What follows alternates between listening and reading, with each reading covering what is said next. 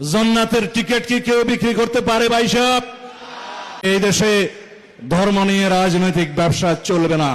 শেখ হাসিনা এবং আওয়ামী লীগের রাজনৈতিক মৃত্যু হয়েছে ঢাকায়, দাফন হয়েছে দিল্লিতে। আশা করি তাদের পরিসমাপ্তিও ওখানেই হবে।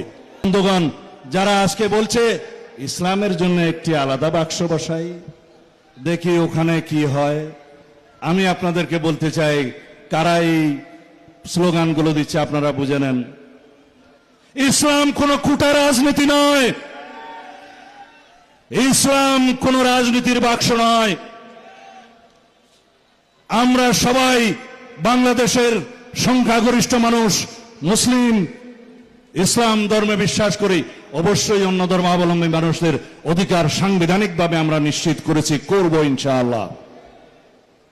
সুতরাং রাজনীতি দিয়ে ইসলামকে বিভক্ত করতে চায় যে শক্তি, সেই শক্তিকে আপনারা রাজনৈতিকভাবে মোকাবেলা করবেন ব্যালটের মাধ্যমে।